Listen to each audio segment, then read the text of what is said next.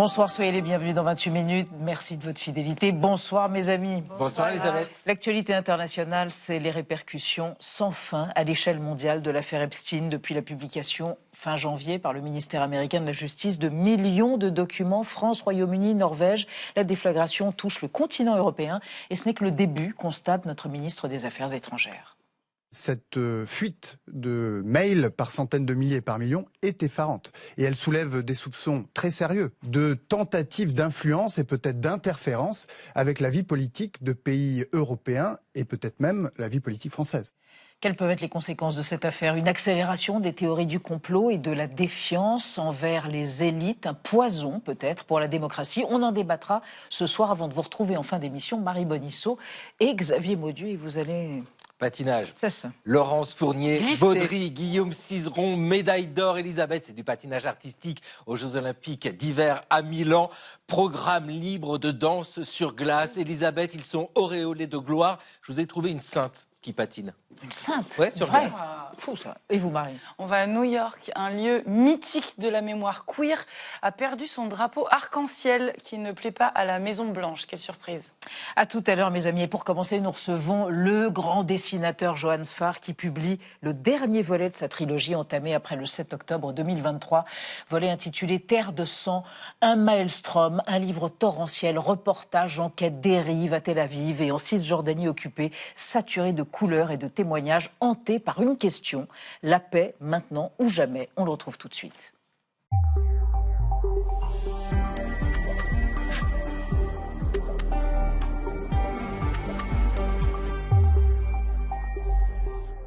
Bienvenue Johan Sfar. Bonsoir. Dans 28 minutes, je vous présente Julia Van Elst et Benjamin Sportouche. Bonsoir. Parution de ce petit livre, Terre de sang, aux éditions Les Arènes BD. 1 kilo à vue de nez. Un petit peu plus. Oui, il y a et qui 600 aurait pages. pu en faire plus, Johan Sfar. Oui, c'est ça. On m'a coupé plusieurs centaines de pages. Mais oui. Et alors, dites-moi, à propos de votre venue sur notre plateau, et on en est ô combien content. Page 69, quelqu'un vous dit, mais dis donc, quand on te voit à la télé, c'est comme si tu étais un homme politique ou un représentant de la communauté juive. Non, vous êtes là en tant que dessinateur. Ce qui me donne une Et fraternel. Ce qui me donne une extraordinaire liberté. Oui. Je suis pas journaliste. Oui. Je m'assieds face aux gens, je vois ce qu'ils racontent, je note. Je suis parti au Proche-Orient après le 7 octobre parce que je voulais voir où en était Israël, parce que ma famille est israélienne. On m'a dit, il n'y a pas assez d'arabes dans ton livre. Je suis allé en voir. Mais je suis comme une moisissure. J'infeste là où Vous on vous me laisse aller. répandez dans les interstices. Oui, c'est ça. Et c'est ça. l'inspecteur Colombo, mon modèle. Très Il fait bien. toujours semblant de rien comprendre et il note ce qu'on lui dit. Méthodiquement, il y a des notes partout. On en parle dans un instant après votre profil réalisé par Gaël Legras. Johan Sfar, avec Terre de sang, vous concluez une trilogie entamée après le 7 octobre 2023. Ces 3 volumes, qui représentent 1500 pages de BD, peuvent-ils contribuer à lutter contre la puissance de ce que vous appelez les mécanismes de haine? Pour répondre à cette question, vous avez le profil idéal. En avril 2024, soit 6 mois après l'attaque du Hamas, vous publiez « Nous vivrons, enquête sur l'avenir des Juifs ». Pendant la période d'écriture, vous vous consacrez uniquement à ce projet, seule réponse à l'ampleur de votre traumatisme. Comme Chagall voulait mettre tous les Juifs de son village en sécurité dans ses tableaux, j'ai essayé de les mettre en sécurité dans mes dessins. Vous considérez ce roman graphique comme un marqueur pour l'histoire, vous le divisez en 2 parties. Dans la première, vous illustrez l'angoisse des Juifs de France. Dans la deuxième, vous vous rendez en Israël pour recueillir la parole des habitants, à la fois soudés dans la guerre et divisés politiquement. Ce que pense un Juif aujourd'hui ou ce que pense un Israélien aujourd'hui, c'est qu'il y a du chagrin, c'est qu'il y a de la colère, c'est que personne ne sait comment on va s'en sortir et que personne voit de solution valable à ce qu'on traverse. Donc dans ce désespoir, c'est pas le moment d'avoir des réponses définitives, c'est le moment de faire un travail qui pourra servir aux journalistes et aux historiens. En janvier 2025, avec Que faire des Juifs, tout en revenant sur votre propre parcours, vous proposez une histoire du peuple juif et de l'antisémitisme. Tout le livre enjoint le lecteur à quitter le vocabulaire symbolique, à se rapprocher de l'humain. Et mon but, je fais parler tellement de juifs différents là-dedans, mon but c'est qu'à la fin, on puisse plus symboliser un juif. Il y a autant de juifs que d'autres êtres humains et là on peut travailler. Aujourd'hui, dans Terre de sang, vous privilégiez toujours la rencontre et les histoires du quotidien. Vous recueillez la parole d'habitants de Jérusalem, de Tel Aviv, mais aussi de Cisjordanie à Ramallah, Naplouse ou encore dans la zone désertique de Massafer Yatta, là où des Bédouins sont harcelés, maltraités par des colons israéliens. En mai 2025, dans M, le magazine du Monde, vous déclariez « Ma fraternité avec les hommes, d'où qu'ils viennent, n'a jamais varié ».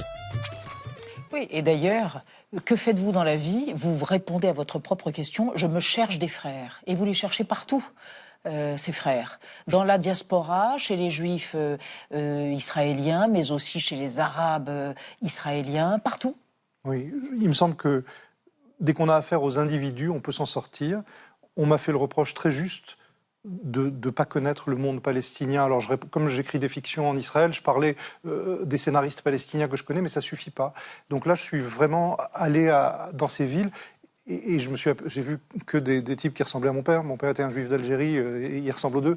Et j'ai essayé d'écouter. Et la vraie question, comme je suis un peu romancier, c'est est-ce que ça raconte une histoire ou est-ce que c'est des tas d'individus? Il me semble que ça raconte une histoire, par les mots qui reviennent dans les deux camps, par le désespoir commun, par cet ancien dirigeant de l'autorité palestinienne qui est aujourd'hui producteur, qui me dit « J'ai jamais eu un seul jour heureux dans toute ma vie. Son père était mort trois mois avant à Gaza. Et il dit « Mais le plus grave, c'est que je dois faire parvenir des serviettes hygiéniques à ma sœur. » Et dans nos familles, c'est difficile.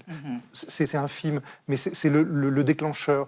Donc oui. Ou ce type que vous rencontrez, Jehad Harb, un type exquis qui vous raconte qu'il a fait 10 ans de prison parce qu'il avait confectionné une bombe qu'il avait déposée devant un commissariat, mais qui n'a jamais explosé, et qui vous dit, de toute façon, nos destins sont irrémédiablement intriqués, à nous, les Palestiniens, et à vous, les Israéliens. C'est tout le paradoxe. Nous, ici, comme on est en hélicoptère, on dit il faut 1 État, 2 États, 10 États. La réalité, ce qu'ils veulent tous, c'est assez simple. Ils veulent vivre tranquille, avoir des frontières, machin. Mais les deux économies sont totalement interdépendantes. Ce n'est pas des Thaïlandais qui vont construire les maisons en Israël. Il y a la demande palestinienne qui est très paradoxale. D'un côté, il y a une envie d'un retour à 67 ou même d'un retour avant la deuxième intifada, quand on pouvait aller travailler facilement en Israël. Aujourd'hui, les gens qui vont travailler facilement en Israël, ce sont les internes, parce que 2 tiers des internes israéliens sont palestiniens. Beaucoup d'autres professions ne parviennent pas à le faire. Et dans le même mouvement, il y a tout de même une envie de la disparition de l'autre. Parce que j'ai ouvert le livre sur cette citation de la Bible, je vois les sangs de ton frère, les sangs au pluriel, parce que le meurtre, Caïn et Abel, c'est le meurtre aussi de la descendance. Et le point commun entre les populations palestiniennes et israéliennes, c'est le respect aux ancêtres. Les parents, les grands-parents sont morts pour cette guerre, donc en leur hommage, on va répéter toutes les conneries qu'ils disent depuis 60 ans les uns et les autres. Et ça condamne à la guerre éternelle. Mais ce qui me donne espoir, c'est que le ras-le-bol est assez collectif de ces narratifs. Un exemple aussi, mais ça tout le monde me dit. Ce monsieur qui a posé une bombe, un grand journaliste palestinien. Absolument, Jehad Harb. Voilà, ils disent tous en commun, ils sont fiers de s'être fait virer de plein de facs quand ils étaient petits parce qu'ils voulaient faire la guérilla. Et donc, lui, il a posé une bombe devant un commissariat, et comme pour s'excuser, il me dit, à l'époque, il n'y avait pas Internet, donc elle n'a pas marché, mais j'ai quand même fait 10 ans de prison. Et il a eu une phrase terrible, mais qui m'intéresse. Moi, on m'a dit, ne dis pas que tu es juif quand tu vas là-bas. Évidemment, je suis allé avec mon énorme étoile, j'ai rien caché de mon histoire, de ma famille israélienne, de tout ça. Et il m'a dit, c'est pas grave, je sais parler même aux Français, je sais même parler aux Juifs. Ça veut dire quoi? Ça veut dire qu'on a l'habitude, quel que soit l'interlocuteur, de lui dire la cassette du narratif qu'il attend. Mais vous pensez vraiment que le dialogue est encore possible? Parce que certains disent qu'il faudra une génération pour que les blessures s'apaisent entre Palestiniens et Israéliens. Est-ce qu'on ne disait pas ça de l'Irlande quand on était petit? Non seulement le dialogue est possible, mais tout le monde se connaît par cœur. C'est-à-dire que quand je parle de conflits, c'est des conflits entre Israël et la Palestine, évidemment, mais entre Israéliens et entre Palestiniens. Dès qu'il y a un débat, chacun peut dire 20 minutes avant ce que va dire l'autre. C'est-à-dire qu'en Israël, chacun a l'extrême gauche et l'extrême droite dans la tête. Un universitaire palestinien qui a parlé d'un concept extraordinaire, il a parlé de repressed silence, de silence forcé dans la jeunesse palestinienne. C'est-à-dire, parce qu'ils font des sondages. À Gaza, tout le monde est contre le Hamas. Vous n'avez pas pu aller à Gaza, hein. Vous êtes allé en Cisjordanie, mais pas pu aller à Gaza. Personne n'est entré à Gaza, à l'exception de Jean-Pierre Philu, qui s'est fait passer pour un humanitaire. Sondage dans la population de Cisjordanie. On a une jeunesse qui, en théorie, est beaucoup plus radicalisée qu'à Gaza, parce qu'elle n'en subit pas les conséquences, mais qui, dans la pratique, rêve de travailler et de vivre normalement. Donc on a là aussi plusieurs... Et cette idée de repressed silence, le silence forcé d'une jeunesse, est le point commun de tout le monde. Ils sont tous certains que rien ne va marcher. Et là-dessus, cerise sur le gâteau, Trump qui arrive et qui tord le bras dans le même mouvement des Palestiniens et des Israéliens, parce qu'il arrive à leur faire accepter des choses dont ils ne voulaient pas. Tout le monde dit, c'est ce contre quoi on s'est toujours battu. Et au bout de la phrase, il y a toujours et si ça marchait. Et si la paix par le fric et la coercition, ça marchait. Johan Sfar, on va évoquer avec vous et avec Julia des décisions prises récemment par le gouvernement de Benyamin Netanyahou à propos de la Cisjordanie. Oui, avec une nouvelle arme brandie par l'État hébreu, l'immobilier. Dimanche dernier, le cabinet de sécurité israélien a approuvé une série de mesures. Il sera désormais plus facile pour les juifs israéliens d'acheter des terres ou des maisons dans les zones qui relèvent de l'autorité palestinienne. Jusqu'à présent, en fait, une ancienne réglementation datant de 67 et la guerre des 6 jours interdisait aux Palestiniens de vendre du foncier aux Juifs, mais Israël vient donc de supprimer cette loi. L'État hébreu a aussi décidé de prendre le contrôle administratif de 2 sites religieux, le caveau des patriarches à Hébron et la tombe de Rachel à Bethléem, jusqu'à présent gérés par les Palestiniens. Nous continuerons à enterrer l'idée d'un État palestinien. Elle s'est réjouie Bezalel Smotrich, ministre israélien des Finances et figure d'extrême droite. Dans votre BD, vous avez parlé avec ces Palestiniens de Cisjordanie. Vous racontez qu'ils ressentent un sentiment d'écrasement, qu'ils se sentent écrasés par cette colonisation. Est-ce que ce sentiment n'est-il pas un terreau fertile pour la radicalisation, en fait ? C'est un cauchemar absolu. Il y a plusieurs zones en Cisjordanie. Il y a de grandes villes, comme Ramallah, comme Naplouse, et il y a ces fermes. J'ai été choqué, parce que moi, depuis la France, je m'imaginais que c'était un lieu surpeuplé où des Juifs et des Arabes se battaient pour... Pas du tout. C'est très vide, il y a des collines, et à chaque fois qu'il y a un village de Bédouins, j'allais dire, qui vivaient tranquilles, on leur colle une implantation au milieu, avec toutes sortes de justifications, et cette zone de non-droit, puisque c'est une zone de guerre, dure depuis 5 ans avant ma naissance. Et là, il y a un artiste palestinien qui m'a dit un truc extraordinaire. Mais regarde, les types qui nous attaquent, ils s'habillent en intifada. C'est-à-dire que les colons de Cisjordanie, ils se masquent, ils jettent des machins, des trucs. Et le Bédouin me dit, c'est pas moi le terroriste. Moi, j'ai jamais attaqué personne. Et ce qui m'a également frappé, ces Bédouins ne s'identifient pas immédiatement comme Palestiniens. Ils disent, mais nous, on était là tranquille. D'une certaine façon, tous vos drapeaux, on s'en fout. On voudrait juste maintenir notre mode de vie. Et ce mode de vie est mis en danger. On entend un discours très différent quand on est à Ramallah, quand on est à Naplouse, où il y a une population beaucoup plus éduquée, beaucoup plus favorisée aussi, parce qu'il y a une oligarchie palestinienne. Mais tout ça, je ne savais pas. Et alors, à un moment, moi, j'ai refusé de parler, entre guillemets, aux extrémistes. J'ai parlé... Sauf qu'un jour, je suis au petit-déjeuner, et il y a une dame qui vient s'asseoir près de moi, et qui me dit « Monsieur Sfar, j'imagine qu'à vos yeux, je suis une suprémaciste raciste. » J'ai dit « Non, madame, je ne vous connais pas. » Elle dit « Figurez-vous que j'habite dans ce que vous appelez les colonies. » Bon. Et elle me dit, vous savez, tous vos copains de Haaretz, parce que tous mes copains sont à Haaretz, donc le grand journal de gauche de Tel Aviv, tous vos copains de Haaretz, ce sont des héritiers, ils sont très riches, pour eux c'est facile. Moi j'ai hérité de rien, et tout ce que je peux me payer, c'est... Et donc effectivement, il y a quelque chose de systémique pour les pauvres, d'aller habiter là-bas. Et elle a terminé, comme pour m'expliquer qu'elle n'était pas raciste, elle m'a dit, je suis arabophone. Après j'arrête, mais une autre histoire. C'est ça. Quand j'arrive à Massaferiata, dans ce village de Bédouins, qui m'explique comment on leur casse leur maison, comment on tape leurs jeunes en permanence, le type me mime, donc je suis obligé de dessiner les mimes, et il me dit, et je lui dis, je vois l'implantation à côté, toute moderne et tout, et je lui dis, alors comment ça se passe avec tes voisins ? Et il dit, on est voisins, mais on n'est pas voisins. Johan Sfar, dessinateur méditerranéen, passionné, inépuisable, optimiste peut-être, pour reprendre la formule d'Edouard Saïd, je ne sais pas. En tout cas, voilà, c'est terre de sang, le temps du désespoir, mais il y a peut-être quand même une lueur. Espérons-le. Merci, Johan Sfar. Et c'est aux arènes BD, et c'est un livre sensationnel.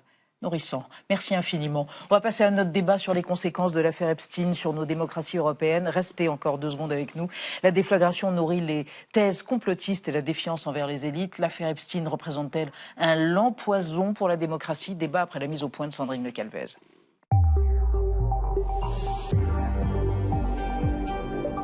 Il était l'ami des puissants. Jeffrey Epstein, l'ancien prof de maths sans diplôme, devenu milliardaire, était accusé de trafic sexuel de mineurs.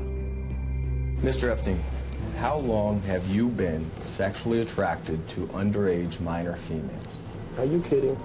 7 ans après son suicide dans une prison de New York, Jeffrey Epstein continue aujourd'hui de ternir l'image de ceux qui l'ont fréquenté. La publication par la justice américaine de plus de 3 millions de documents, de mails, de photos et de vidéos a fait l'effet d'une bombe. New documents related to Jeffrey Epstein just released today. Avalanche of files linked to convicted sex offender Jeffrey Epstein.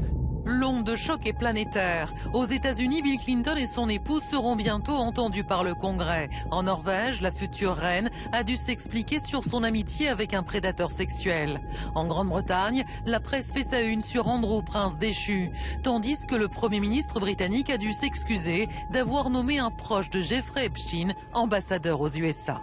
Je suis désolé d'avoir cru au mensonge de Peter Mandelson. Certains documents mis en ligne par la justice américaine sont caviardés, certains n'en apparaissent pas. Ce n'est pas le cas de Jack Lang. Des mails révèlent ses liens avec l'Américain. Une enquête pour blanchiment de fraude fiscale aggravée a été ouverte par le parquet national financier. Jack Lang a démissionné de la direction de l'Institut du monde arabe. Un diplomate français est également épinglé. Le ministre des Affaires étrangères se dit effaré par l'affaire. Des soupçons de malversation financière et des soupçons également de tentatives d'influence et peut-être d'interférence avec la vie politique de pays européens et peut-être même la vie politique française. Alors comment le pédocriminel américain a-t-il pu construire un tel réseau d'influence et dans quel but? Entre enquêtes en cours et démissions en cascade, jusqu'où l'affaire Epstein empoisonnera-t-elle les démocraties européennes? Nos trois invités, Eva Joly, bonsoir. Vous êtes franco-norvégienne, d'abord, et puis vous êtes avocate au barreau de Paris, ancienne députée européenne, et vous avez publié récemment « J'ai passé une nuit d'hiver dehors » à propos de cette affaire qui nous intéresse. Vous dites être halluciné par la quantité de documents que Jeffrey Epstein a collectionnés. Ces révélations peuvent clairement déstabiliser une démocratie, comme en Norvège, par exemple, où le nom de la princesse héritière apparaît à plus de 1000 reprises. À côté de vous, François Bougon, bonsoir. Journaliste à Mediapart, vous enquêtez avec d'autres journalistes de Mediapart sur l'affaire Epstein depuis de nombreux mois. Selon vous, c'est un dossier hors norme, vraiment exceptionnel, d'autant que ces documents n'émanent que d'une seule personne qui concentrait autant de réseaux différents. Et à côté de vous, Patrick Martin-Genier, enseignant à Sciences Po, spécialiste des questions européennes. Dernier essai, l'Europe a-t-elle un avenir? Vous considérez que cette affaire est un poison pour la démocratie car cela accroît la méfiance des peuples européens à l'encontre de leurs dirigeants, entre autres. Et cela conduit inéluctablement à une montée en puissance du complotisme et peut-être même du populisme. Et on démarre, Benjamin, avec la loi du jour. C'est celle qui a été votée en décembre dernier par le Congrès américain, l'Epstein Files Transparency Act, qui a donné lieu à la dernière divulgation donc massive de documents liés à cette affaire. Plus de 3 millions de pages, 2000 vidéos et 180 000 photos. Une publication par le ministère américain de la Justice à l'origine donc de l'onde de choc actuelle. François Bougon, c'est du jamais vu une telle masse de documents publiés en une seule fois dans cette affaire? Il y a plusieurs choses qui relèvent du jamais vu. C'est déjà le nombre de documents, c'est vrai. Et puis d'autre part, on a l'habitude en tant que journaliste d'avoir affaire à ce qu'on appelle des leaks, des divulgations. Des fuites. Des fuites. Mais généralement, c'est des fuites qui concernent une société, par exemple, ou un gouvernement. Et surtout, les journalistes travaillent un peu dans le silence, dans le secret, souvent de manière coopérative, notamment moi j'avais travaillé sur les Panama Papers, les Offshore Leaks. Là, en l'occurrence, ce qui est assez exceptionnel, c'est non seulement le nombre de documents, mais aussi de travailler sous le regard de n'importe qui. C'est-à-dire que tout le monde ici autour de la table, mais aussi tous ceux et celles qui nous regardent peuvent aller accéder à ça. Donc c'est vrai que cette pression, elle est assez exceptionnelle. Et donc, mais c'est pas pour ça qu'il ne faut pas rester ferme sur ses appuis, je dirais, journalistiques. Sur ses principes. Eva Joly, vous en tant que magistrate, vous n'aviez jamais vu ça non plus. Non. Est-ce que ça rend difficile la publication, justement, à tout le monde, de les exploiter correctement? C'est vrai que ça ressemble un peu à Wikileaks, par exemple, qui parfois aussi a lancé des grands tas de documents. Je pense qu'aujourd'hui, ce n'est plus vraiment un problème de les gérer. On sait bien gérer des banques de données avec l'intelligence artificielle. On peut les gérer. Et il contient des renseignements qui sont extraordinairement intéressants. C'est comme si on avait des renseignements du peuple. On renseigne le peuple sur l'activité réelle de leurs élites. Et il y a des surprises qui vraiment secouent les sociétés. Et je peux vous dire que la société norvégienne, elle tremble sur ses fondements. C'est une société qui était basée complètement sur la confiance.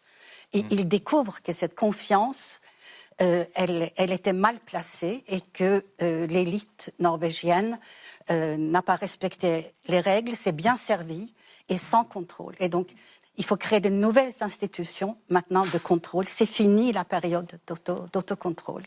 Patrick Martin-Jeunier, ce qu'on découvre, c'est que c'est pas seulement une affaire de pédophilie. Il a été condamné à l'époque, Epstein, mais c'est aussi beaucoup de trafic d'influence. C'est ça que révèle cette nouvelle divulgation. Oui, c'est un trafic d'influence financier au-delà du trafic criminel sexuel. C'est effectivement une multinationale financière où effectivement Jeffrey Epstein a réussi à avoir des obligés en Europe, puisqu'il a aussi diffusé des informations financières considérables, notamment au Royaume-Uni, où ça se déstabilise complètement, pas seulement en Norvège, mais au Royaume-Uni aussi, où ça met en danger le Premier ministre, où effectivement Peter Mandelson, qui était ambassadeur à Washington, lorsqu'il était ministre du Commerce, a donné des informations essentielles à l'étranger. Alors, on va évoquer avec vous trois et avec Julien comment la Norvège et le Royaume-Uni sont déstabilisés de ce point de vue-là politiquement. Et vous l'évoquiez, Patrick Martin-Jeunier, 2 royaumes ébranlés par l'affaire Epstein, avec des anciens ministres, des diplomates et des têtes couronnées pris dans la tourmente. Au Royaume-Uni, l'implication d'Andrew, le frère du roi, est déjà bien documentée, mais désormais, c'est le pouvoir politique qui vacille également. Vous le disiez, un nom revient, celui de Peter Mandelson, ancien ambassadeur à Washington. Il vient de démissionner du Parti travailliste et a quitté la Chambre des Lords. Il est soupçonné d'avoir divulgué donc à Jeffrey Epstein des informations gouvernementales sensibles en pleine crise financière dans les années 2010. Keir Starmer, l'actuel Premier ministre, connaissait-il ces liens quand il le nomme ambassadeur en 2024 ? C'est en tout cas ce qui lui est reproché aujourd'hui. Résultat, une crise politique inédite avec des appels à la démission. Mais pour le moment, Keir Starmer s'accroche à son poste. La Norvège est elle aussi touchée par une crise de confiance sans précédent, avec la révélation de liens étroits entre Jeffrey Epstein, la princesse héritière Mette-Marit, mais aussi une proximité avec l'ancien Premier ministre Thorbjørn Jagland, une figure politique majeure en Norvège, ancien président du comité Nobel norvégien, ex-secrétaire général du Conseil de l'Europe. Son nom apparaît dans cette affaire avec des nuits d'hôtel, des vols en jet privé et des séjours à Palm Beach, la résidence de Jeffrey Epstein. Résultat, le Conseil de l'Europe, on l'a appris, a annoncé hier la levée de son immunité diplomatique. Il est désormais aussi visé par une enquête pour corruption. Eva Joly, le Parlement norvégien a aussi prévu de lancer une commission d'enquête indépendante. Votre nom circule, vous pourriez peut-être la présider. Est-ce que c'est ce que vous souhaitez en tout cas ? Écoutez, je suis très contente que le Parlement norvégien a décidé de faire cette commission d'enquête. Pour le moment, le mandat est discuté. Il y a les forces conservatrices qui souhaitent que le mandat soit très limité, simplement pour le fonctionnement du ministère des Affaires étrangères. Et les autres partis politiques veulent que ça soit très large. Et personnellement, si jamais cela m'était proposé, je souhaiterais évidemment un mandat large. Il n'y a rien de plus insupportable que de voir des traces des crimes et des délits et pas pouvoir enquêter.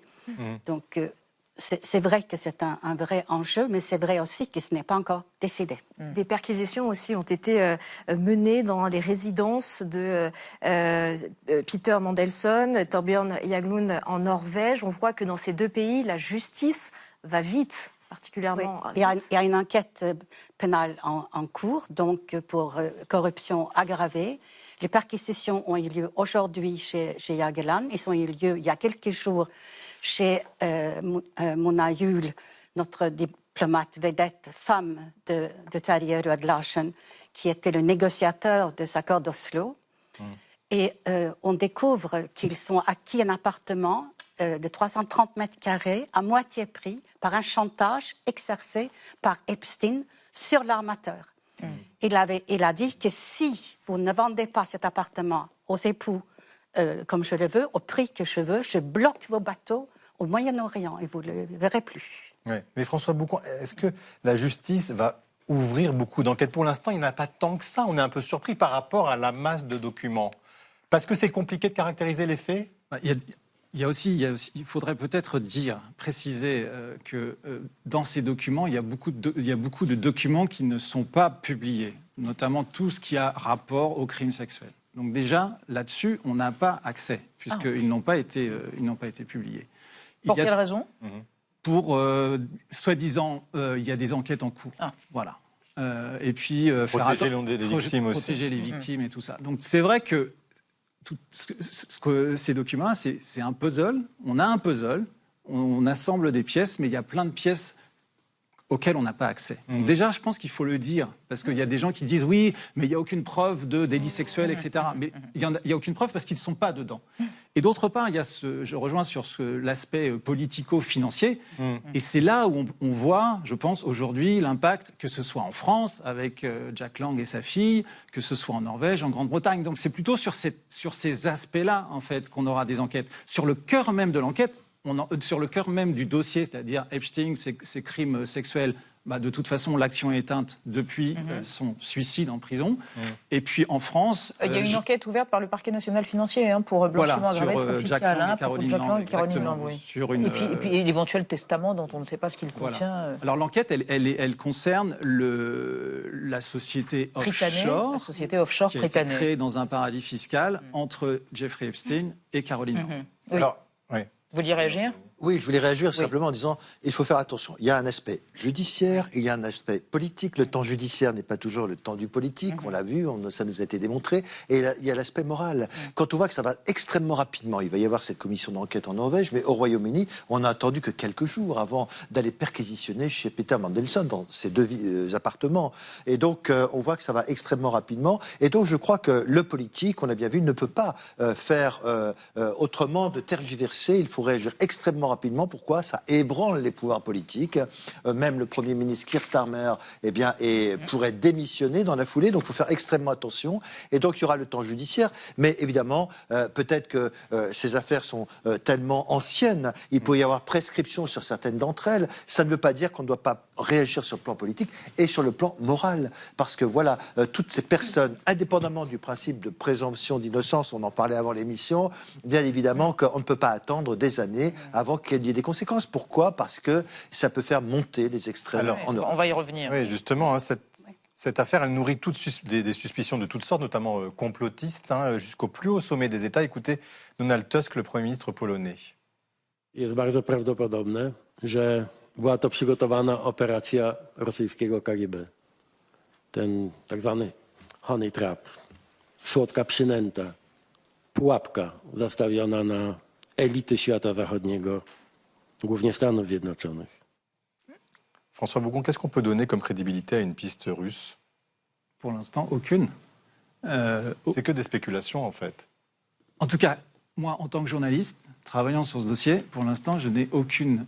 je ne peux pas vous dire, Jeffrey Epstein, par exemple, travaillait pour les Russes. Ce qu'on peut dire, c'est qu'il était en contact avec des gens proches du Kremlin, qu'il a développé un certain nombre d'affaires avec la Russie, qu'il voulait se rendre en Russie, qu'il espérait pouvoir rencontrer Poutine, mais il n'y a aucune preuve. Rien n'est avéré. Rien n'est avéré. C'est comme la piste avec Israël, rien n'est avéré pour le moment.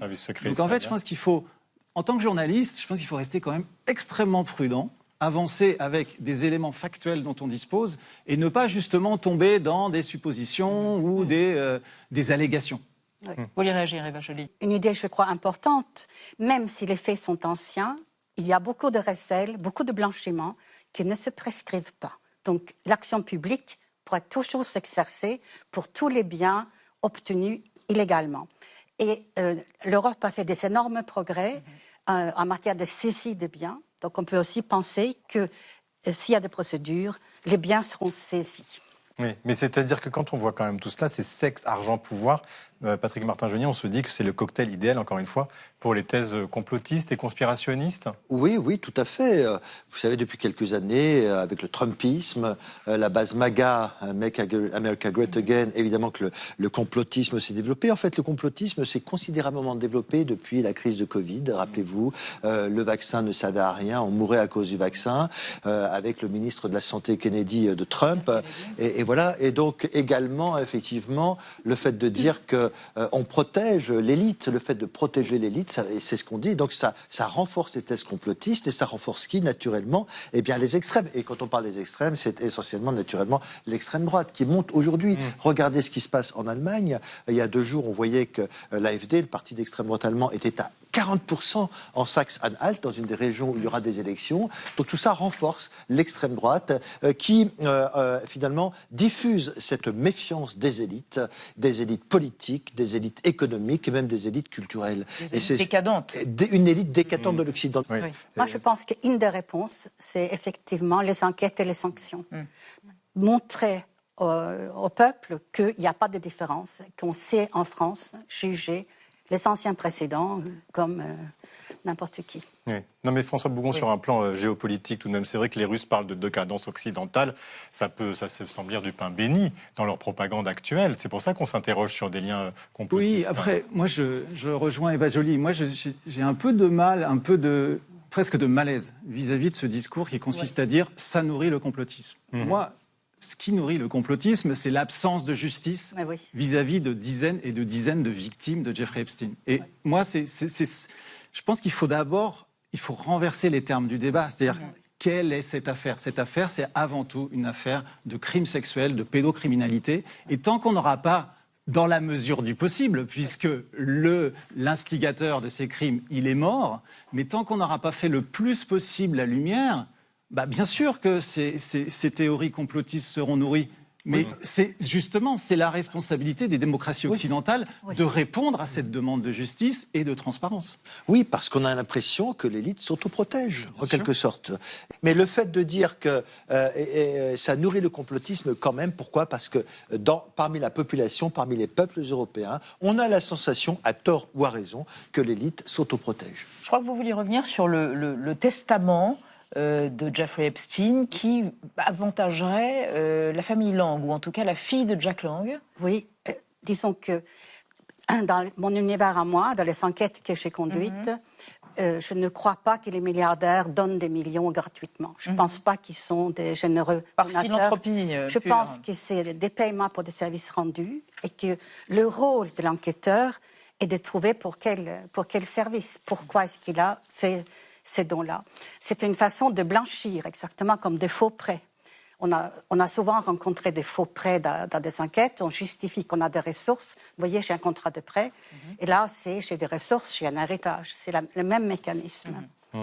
Alors en France... Et je voulais aussi vous dire que déjà, pendant l'affaire Elf, on n'a pas arrêté de me dire que je déstabilisais la démocratie, car je nourrissais le populisme. Alors justement, en France, l'impact aussi est important au point que certains politiques réclament une enquête au Parlement. Écoutez Mathilde Panot, la présidente du groupe LFI à l'Assemblée nationale. On a demandé une commission d'enquête. C'est la manière dont les démocraties vont gérer les suites de l'affaire Epstein va être déterminante pour savoir s'il y a une impunité ou non chez les puissants sur la question des violences faites aux enfants et faites aux femmes. Donc ça, c'est la première des choses. Donc il y a d'abord un signal à envoyer aux victimes, notamment aux victimes françaises. Patrick Martin-Jeunier, c'est vrai que là, le politique s'en mêle, mais vous dites que c'est la justice qui doit le faire en premier lieu, sauf qu'il y a des élections qui arrivent et ça devient un sujet politique majeur. Oui, mais la justice va faire son travail, qu'on la laisse faire son travail sereinement. Je sais qu'elle est constamment critiquée par les responsables politiques désormais. C'est une atteinte gravissime à l'état de droit. Que la justice fasse son travail, qu'on la laisse de façon indépendante. En revanche, ça ne veut pas dire que le politique ne doit pas se saisir de cette situation. Et j'ai vu que, effectivement, il y a Madame Panot. C'est pas parce que c'est Madame Panot, mais je crois que la création d'une commission d'enquête serait quelque chose de bienvenu. Je sais que Mme Braun-Pivet, présidente de l'Assemblée nationale, ne le souhaite pas, mais je crois que pour répondre aux interrogations, encore une fois, des populations, des peuples, et notamment en France, il me semble que ce serait bien, peut-être avec un mandat spécial, qu'une commission d'enquête aille enquêter sur les ramifications françaises des affaires Epstein en France. Eva Joly, vous pensez qu'une enquête parlementaire, ça peut court-circuiter la justice ou pas ? Ça ne court-circuite pas, c'est pas comparable. En réalité, il n'y a que la justice qui a les vraies armes pour faire une enquête. Si vous avez besoin de coopérer avec les États-Unis ou avec un autre pays, c'est pas une commission parlementaire qui peut le faire. Ce n'est que la justice. C'est la justice qui a les armes. C'est elle qui peut perquisitionner, qui peut faire des commissions rogatoires internationales. Et surtout, depuis quelques années, nous avons maintenant aussi un parquet européen. Nous avons la possibilité de coordonner des actions entre tous les États membres. Donc on peut être très efficace. François Bougon, à quoi peut-on s'attendre encore ? Y a-t-il encore d'autres avalanches de documents à venir ? On a parlé de documents qui n'ont pas encore été publiés, de documents caviardés. Déjà, on peut s'attendre à plus de publications journalistiques. puisque vu le nombre de documents, il y a beaucoup de fils à tirer. Et par ailleurs, c'est vrai que les secousses politiques, je pense, vont continuer, en fait, que ce soit aux États-Unis, mais même en Europe. C'est-à-dire une déstabilisation, vous pensez, de l'appareil politique et donc démocratique. C'est vrai que pour moi, c'est un tremblement de terre qui se produit aux États-Unis et on en subit ici en Europe les secousses. Mais la question, c'est que c'est vrai que ça se produit dans un contexte particulier, on l'a dit. Mais on ne doit pas oublier, c'est pour ça que j'aime bien revenir sur le cœur de ce dossier. On doit revenir sur ce que c'est-à-dire à la fois du politico-financier, et ça, moi je pense que c'est fondamental d'enquêter dessus, et puis tout ce qui relève des crimes sexuels. Et donc je pense qu'il y a une part à la fois pour les journalistes, la justice, et le politique, et c'est sûr. Patrick Martin-Geniez, ça nourrit le tous pourri, vous diriez, vous, à quelques mois de la présidentielle ou pas? Malheureusement, oui, c'est quelque chose qui va accroître la défiance, le fossé qui existe entre les électeurs et les pouvoirs politiques. Un récent sondage vient de montrer que les Français, à 78%, je crois, ne faisaient plus du tout confiance aux responsables politiques. C'est dommage, parce que, comme disait Churchill, la démocratie est le pire des régimes, à l'exception de tous les autres. Donc, il faut effectivement faire la lumière le plus rapidement possible pour que ce fossé ne continue pas à se creuser entre les électeurs et les responsables politiques. Merci à tous les trois d'être venus débattre et d'être venus tenter en tout cas de nous éclairer sur les enjeux autour de cette affaire Epstein. On va rester dans l'actualité croquée vue par Xavier Mauduit et Marie Bonisseau. Médaille d'or hier pour 2 Français en danse sur glace au JO d'hiver, et Donald Trump à New York a fait décrocher le drapeau arc-en-ciel du monument de Stonewall, à l'origine des luttes pour les droits LGBTQ+. Mais d'abord, le mauvais dé du jour, c'est Grizzly. Bah oui, ces énormes créatures poilues indispensables à nos écosystèmes. Ils peuvent attaquer l'homme. Une reconnaissance faciale nous permet de les identifier. Le grizzly éprouve une peur naturelle de l'homme. Cette bête épique, l'ours grizzly. Le nombre d'ours grizzly. Qu'est-ce que ça veut dire? Exactement ce que ça dit. Merci de m'en dire un peu plus. Entendu. La vie secrète des mots-vedettes. Grizzly, du vieil anglais grislick, horrible, désigne une sous-espèce d'Ursus arctos, l'ours brun, résident des montagnes rocheuses et réputé aussi imposant que féroce. Le 20 novembre, une maman grizzly a attaqué un groupe d'élèves dans l'ouest du Canada. La coupable pourrait être retrouvée grâce à la reconnaissance faciale. L'attaque par cette femelle d'un groupe d'élèves de CM1 et CM2, blessant 11 d'entre eux, constituait un comportement inhabituel chez un ours et a déclenché une enquête, soldée par la capture de 8 grizzlies suspects, ensuite innocentés grâce à leur ADN. Après un mois de recherche, la dame n'a pas été retrouvée et échappe à une vraisemblable mise à mort.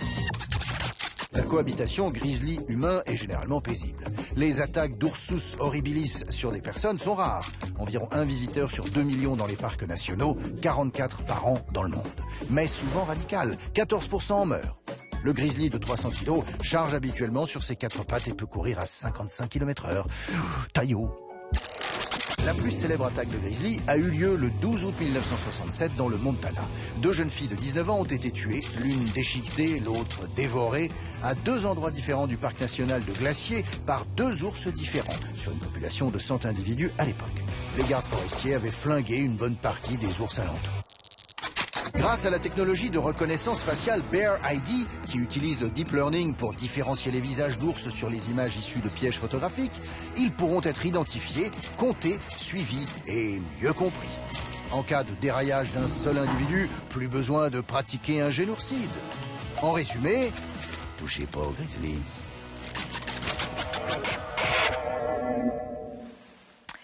Mes amis, Marie Bonisseau, Xavier Mauduit, lors de vos chroniques, alors, vous avez essayé de les imiter, les champions, là, les médailles d'or? Oui, c'est une... pas gagné, hein. C'est consternant, Mauduit. Aux Jeux Olympiques d'hiver à Milan, Laurence Fournier-Baudry et Guillaume Cizeron ont remporté, eux, la médaille d'or pour le programme libre de danse sur glace.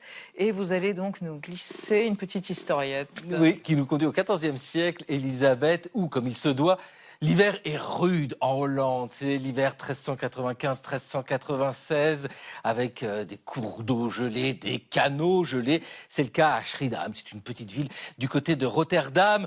Et comme il se doit aussi, les gens sortent à ce moment-là. Ils vont prendre l'air pour le plaisir et pour l'exercice tout le monde patine. C'est ce que fait la jeune Litvine. Elle a 15 ans, elle chausse ses patins, elle rejoint ses copines, avec une ambiance qu'on imagine un peu comme sur ses peintures quelques siècles plus tard, vous savez, de l'école hollandaise, Bruegel, le père, le fils, etc., où tout le monde patine et on rigole. Sauf que là, un grand malheur se produit.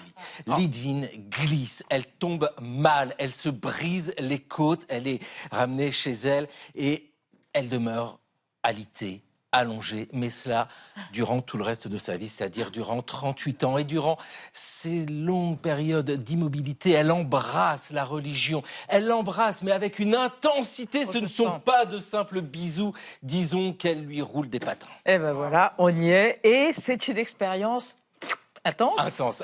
Non, mais c'est vraiment là, le corps meurtri. Ce sont des souffrances qu'on n'imagine même pas. C'est une martyre, vraiment, c'est terrible ce qu'elle vit. Mais en compensation, c'est ce que nous racontent ces hagiographes, eh bien Dieu lui accorde ses faveurs. Elle a l'extase, elle a des visions. C'est une mystique. Alors, une mystique d'ailleurs, les dernières années de sa vie, et même très longtemps, elle se nourrit uniquement de l'hostie. C'est juste l'Eucharistie. Et dès lors, évidemment, ce cas-là interpelle l'Église. Elle est réputée sainte très vite, presque de son vivant. Mais c'est seulement en 1890 qu'elle est canonisée. Elle devient sainte par le pape Léon XIII. Son cas interpelle aussi les médecins, les psychiatres également, parce qu'il y a quand même beaucoup de choses à dire quand on lit sa biographie, et les écrivains, et notamment Joris Karl Huysmans, qui en 1901 publie Sainte Litvine de Rüstrinman. Et là, il se saisit de cette histoire patinée par le temps, où il nous raconte, alors tout, on a la scène du patinage, on a l'accident, il romance bien sûr tout ça, mais il s'intéresse longuement à ces longues années d'immobilité et il ne nous épargne aucun détail, il va loin, on a toutes ces souffrances, on a ces histoires de vers qui se développent à l'intérieur des ulcères et qui surgissent. Non, il va très très très loin, c'est gore absolument comme lecture, mais c'est très intéressant parce qu'on peut se demander pourquoi, à ce moment-là, Huysmans, qui s'est converti au catholicisme, fait cela. Eh bien, il essaye de réconcilier la spiritualité, c'est une sainte, avec l'attention que porte son temps, donc le 19e siècle, le 20e siècle, à la science. Il veut réussir à combiner les deux, mais en faisant cela, il nous livre un ouvrage, je vous le dis, qui est authentiquement gore. Quand je lis ça, je flippe, et je triple axel, et je double piqué aussi. Vous êtes une lame de fond. Merci Maudevie. Chère Marie, à New York, l'administration de Donald Trump a retiré le fameux, l'iconique, comme on dit, drapeau arc-en-ciel d'un site qui était emblématique depuis 69, je crois, de la lutte pour les droits homo, les droits des personnes LGBTQ+. Oui, c'est arrivé ce lundi matin. Ouais. Comme tous les lundis matins, Chester Stripper, qui est le barman du Stonewall Inn, s'apprêtait à ouvrir son établissement. Donc c'est un bar et c'est surtout un lieu historique de la lutte LGBTQ+, parce que c'est là qu'une nuit de juin 1969, après une énième descente de police, la communauté queer new-yorkaise s'est rebellée, a déclenché 3 jours de manifestations et d'émeutes dans le quartier. Je résume pour le droit d'aimer qui on veut.